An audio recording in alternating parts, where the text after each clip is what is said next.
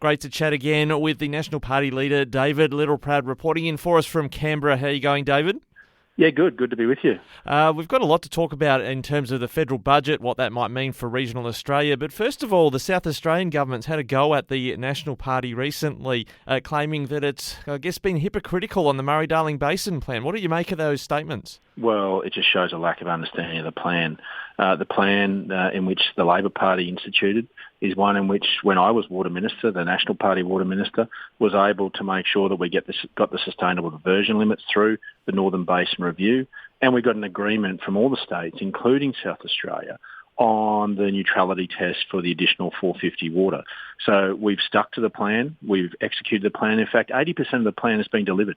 The last 20% needs to be delivered through infrastructure, which the states themselves are the ones that are responsible for delivering. So we have a proud record. We were consistent. We stuck to what was asked. And unfortunately now you've got a state Labor minister and you've got a federal minister who doesn't understand the plan, who's running around saying she's gobsmacked only 2 gigalitres of the 450 extra gigalitres have been recovered. Well, it hasn't been recovered because it can't pass the social and economic test. We've even got mayors in South Australia now really concerned about what a South Australian Labor government and a federal Labor government will do in bringing back buybacks. They just destroy communities. We can really finish this off. We can finish this plan off with infrastructure, and that's common sense, and that's what the Nationals try to use, and we take to Canberra is common sense, and we're just saying, put the politics aside. The plan was agreed. In fact, when Tony Burke was my shadow minister for the Labor Party, we worked constructively and we got the plan 80% complete, and the last bit that needed to be done was through infrastructure. So put your arms down and just get on with the job and do it constructively, and you'll give certainty to farmers. You'll give certainty to farmers not just in South Australia, but right across the eastern seaboard. And when it comes to that 450 gigalitres, it does seem that what I've heard regularly called the triple bottom line of no negative social, economic or environmental impacts, it does seem that South Australia's Labor government just doesn't seem to care whether that matters or not. They want the 450 gigalitres no matter what. Well, and this is against the rules in which they've actually signed up to. The South Australian government signed up to this. They understood that the 2,750 gigalitres in the original plan had no safeguard mechanism around a neutrality test for social and economic. So that's been recovered in the majority through buybacks, and that's destroyed these communities. Now, everyone sucked that up. Now they want to move the goalposts of a plan in which they agreed to. In fact, they actually created, the Labor Party created. So you just can't change the goalpost. But there's also a physical constraint, actually even trying to deliver this extra 450 gigalitres.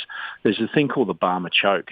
And if you're going to recover an extra 450 gigalitres, how you physically do that is near impossible without environmental damage. So I think there's a lot of misunderstanding this plan because it is complicated. But that's what the Labor Party is preying on. And unfortunately, people need to understand that there's been a lot of hurt. And even South Australian farmers, I've got to say I'm very proud of, and a lot of these mayors that are coming out and saying, just leave us alone. Go away. Just leave the plan as it is. Let it be implemented with the last bit of that infrastructure. We get the environmental outcomes and then get the hell out of our life. And I think the South Australian farmers have shown a lot more maturity than what I think some of our East Coast farmers have shown. I think you should be damn proud of that in South Australia. And I think it's turned a lot of heads, particularly in New South Wales and Victoria, and they're damn proud of what South Australian farmers and mayors are now saying. When you mention getting the government out of their lives, could be with the federal budget. If I get the concerns correct from the National Party end, the government might be getting the hell out of spending money in regional Australia. Yeah, I think that this is when they're going to take my advice literally. I fear that we're going to see the extra $21 billion that we put in the April budget for infrastructure spend taken away. I fear that there'll also be a lot of regional programs that'll be taken away. And it's not because the Labor government are bad people. It's just they have different priorities. They don't actually think that regional Australians want to support them, so they just simply don't give us anything. And this is the role the National Party plays, is that when we're in coalition, we make sure that we get our fair share. And while the Labor Party say that's rorting, no, that's actually getting the pendulum back into the middle of getting 30% of Australians that live outside capital cities exactly what they deserve, their fair share. And we shouldn't have these big swings in the pendulum. And we've said to the Prime Minister, let's be constructive. Let's actually have a sustainable, consistent funding model for infrastructure that gives our councils and regional communities the confidence to know that these supply chain gaps in our infrastructure that is holding back our economy can be filled with the money from the federal government. And that's really what's paid the bills during COVID. There was extra $50 billion in the economy that was from the regions in particular, from resources and also agriculture. And so we've got to continue to invest in those supply chains to make sure we get product from a paddock to your plate or onto a boat. And that's how we pay the bills. And we're just saying to the government, if you strip that away, then you strip away Australia's ability to pay for doctors and nurses and to keep schools running. And we're just saying, don't have these big swings. Have a sustainable model. Give confidence to regional Australia. Investment confidence will follow, and regional Australia will continue to do its job for this country.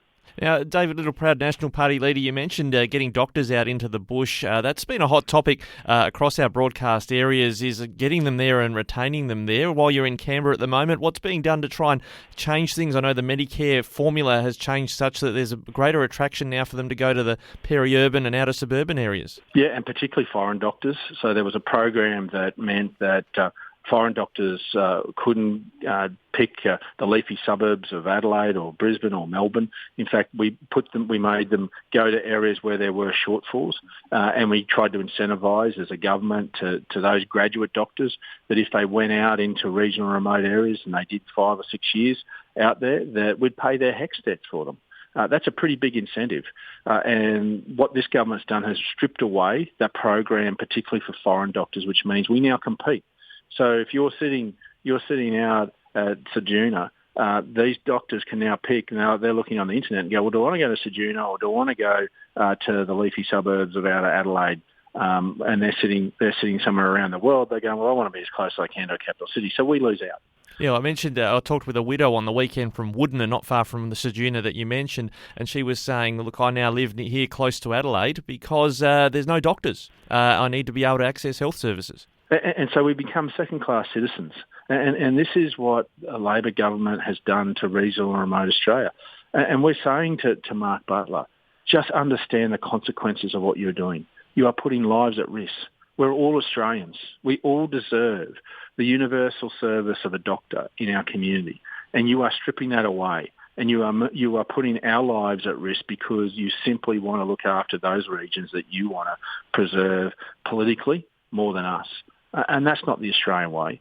And I sadly think that we're going to see some real perverse outcomes, not only in health, but I think we could lose lives.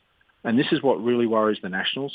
That's why we're here. That's why we're saying to these guys, please think about this. Think about the solution. That's why I went to the Job Summit. We're not yelling and screaming. We're trying to be constructive. That's why I went to the Job Summit and said you need to continue to ramp up this HECS debts payment piece to incentivise graduates to come out. You need to rethink about what you're doing with foreign doctors. You need to think about HECS debts being paid for all the shortage of skills in regional Australia, whether it be teachers, nurses, even in the engineers and anything else where we're short. These are the types of practical ideas the Nationals want to bring. We just want somebody to actually listen. And unfortunately, this government isn't. And we're going to have to keep trying. We're not going to give up. You can do one or two things. You get in the fetal position in the corner and give up, or you can come out swinging, and we're going to keep swinging. That's what the Nationals do. We take common sense to Canberra. Thanks very much, David Littleproud, National Party leader. We'll wait with bated breath and hope we're wrong about what happens in the federal budget to regional Australia. Thanks for joining us today from Canberra. Thanks for having me, mate.